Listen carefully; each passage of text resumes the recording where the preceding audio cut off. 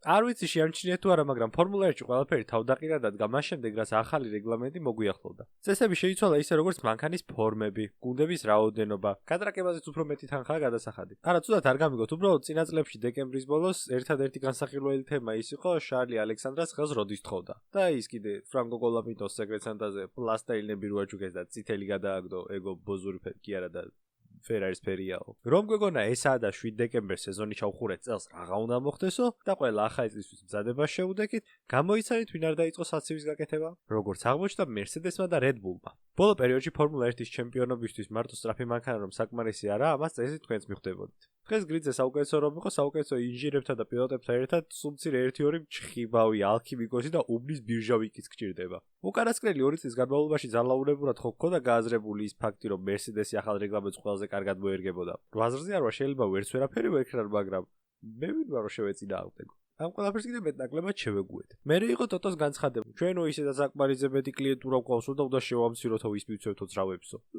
ნეტა ვინ იქნება? ალპინი, რომელსაც ახლახას გაუფორმეს კონტრაქტი, ვილიამსი, რომელშიც მათი გაგზავნილი ჯეიმს ვაუზი მუშაობს, თუ მაკლარენი, რომელმაც ბოლო 2 კონსტრუქტორის ჩემპიონატი მოიგო და მათი პირდაპირი კონკურენტია. არ ვიცი, ალბათ დარბაზის დახმარებას გამოვიყენებ. მოკლედ, ძრავების რეგლამენტში Mercedes ქვაზე რო არ დაუტოვებია, ეს უკვე ნანახი გვაქვს და წესით ახლაც კარგები იქნებიან. მაგრამ მთავარი სიურპრიზი ამ ნიუში Red Bull-ი იყო თავისი Ford-ის ძრავებით. Ford-ის სტიკერია იქ მარტო და ძრავს მაინც ლიმონათების ქარხვის გვერდითაც ყოფენ, მაგრამ მაინც. საქმე ისაა, რომ ამ ორმა გუნდმა, უჭორების დონეზე ვიცით, რომ Red Bull-მა Mercedes-თან ტიპი გადმოიყვანა, რომელმაც ეს ტექნოლოგიაც გადმოიყოლა, ახალ წესებში აღმოჩნდა ის, რაც ალბათ ყოველ ჩვენგან სამზარეულოში ერთხელ მაინც გამოუცდია. 2026 წლიდან ფორმულა 1 ძრავების შეკუმშვის კოეფიციენტი 18.1-დან 16.1-მდე ჩამოდის. ამ ორმა გუნდმა კიდევ აღმოაჩინა, რომ თურმე შეიძლება რბოლის მიმდინარეობისას ძრავში შეკუმშვა ისე გაზარდო, რომ წესებიც არ დაარღვიო. მარტივად რომ აგიხსნათ, შეკუმშვის კოეფიციენტი არის ცილინდრის მოცულობას შორის თანაფარდობა, როდესაც პორშინი იმყოფება მისი მოძრაობის ყველაზე დაბალ წერტილში და პატარა შევიწროებულ სივრცეს შორის, როდესაც იგი ყველაზე მაღალ წერტილშია. კარგი, უფრო ადამიანურადაც შემიძლია. ძრავს მუშაობისთვის სჭირდება ჰაერი და საწვავი. წვის კამერაში ხდება ამ საწვავის აფეთქება და სწორედ ამის ხარჯზე ეძლევა მანქანას ძალა. გუში, ან უფრო გასაგებად პორშინი, ის რაღაცა რა ელვამაქვი მამის ფორმის თასი რო წააგო. ეს ნაწილი ცილინდში მოძრაობს ვერტიკალურად და გააჩნია დაწნეხვის ფუნქცია. დიახ, გუში ჩადის დაბლა, ცილინდში შემოდის ჰაერი და საწვავი, პორშინი ადის მაღლა და წნეხავს ამ ნარევს. ამ პატარა ადგილში კიდევ ხდება აფეთქება, ალების სათლის დახმარებით. მაგრამ ამ აფეთქებით რა უნდა გავიგოთ 18.1-თან არის თუ 47.15-თან. ეს ყველაფერი დამოკიდებულია ერთ მარტივ ფორმულაზე. რის მიხედვითაც შეკუმშვის კოეფიციენტი არის გუშის მიერ მოძრაობისას გამოდევნილი ჰაერის რაოდენობა და იმ ადგილის მოცულობის ჯამი, რომელიც პორშინსა და ცილინდრის ჭერს შორის არის დარჩენილი. ყველაფერს კიდევ ისევ ამ ადგილის მოცულობაზე ვყოფთ.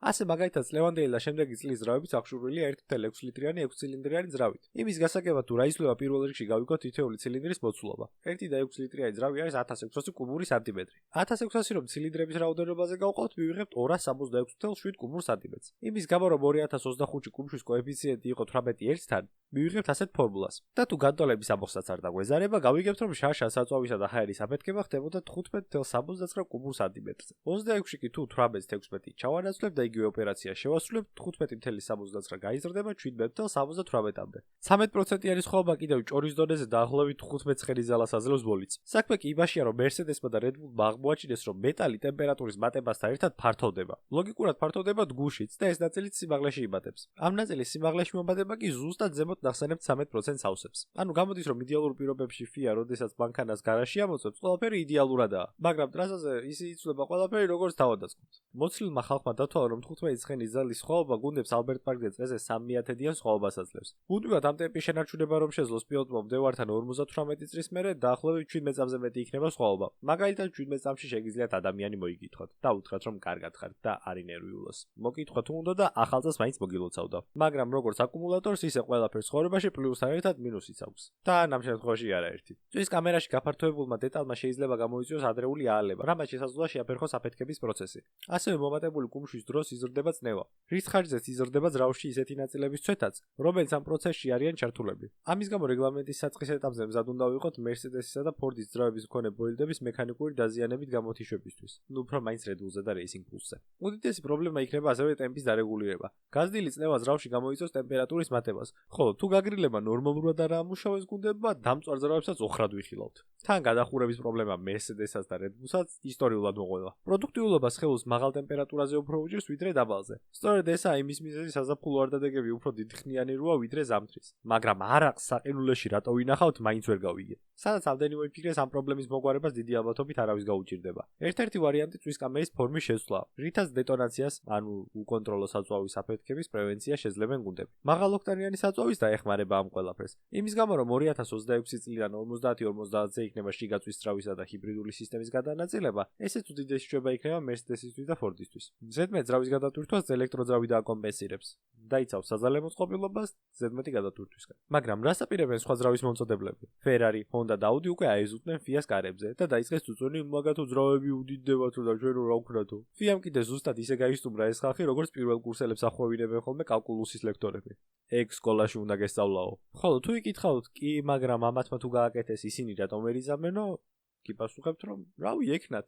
საქმე იმაშია, რომ ეს ნაცრისფერი ხვრელი გუშინდელი აღმოჩენილი არა. Mercedes-მა და Red Bull-მა ამაზე მუშაობა გაცილებით ადრე დაიწყეს და უკვე დეველოპმენტის ბოლოს გამოჟონილი ინფორმაციებით გავიგეთ. სხვა მომწოდებლებს კიდევ მთლიანად მოუწევს ძრავის ფილოსოფიის შეცვლა. ამ შედეგზე რო გავიდენ. ეს ყველაფერი დროში და ფინანსებში გაწელილი პროცესია. ასევე ყოველთვისაა რისკი, რომ რაღაც არ გამოგივიდეს. ყურადსაღები ფაქტია ძრავების გაყიდვაც. რის დროსაც კონსტრუქტორებს ძრავზე ხელის დადებას კი ეკრძალებათ რეგლამენტის დასრულებამდე. ხოლო შანსი იმისა, რომ რეგლამენტის ბოლომდე ყველაზე ცუდი ძრავი შეგჭეს, საკმაოდ დიდია. ჩემი თუ არ გჯერათ Renault-ს ქარხანას კითხეთ. აუი. ეგ ხო აღარ არსებობს. და რას ვიხილავთ სეზონში ყველაფერი ასე თუ წავიდა?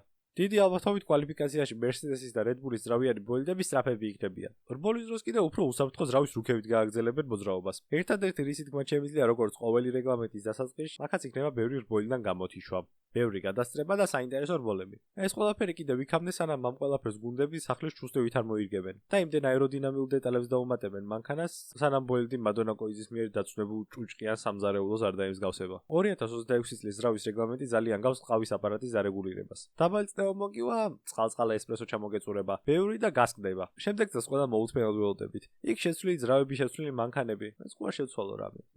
Randy Armstrong-ს აქვს თქვა დღევანდელი შფოთვა ხვალიდან პრობლემას ვერ მოგიგვარებს და დღევანდელ სიმშვიდებსაც წაიღებსო. დაველოდოთ მარტს და შემდეგ სეზონს. მომავალი ვიდეოს იდეები კომენტარებში დაწერეთ. ახალი წელია და უკლებლივ ყველას გაკოცეთ ჩუბლზე. მომავალ შეხვედრამდე.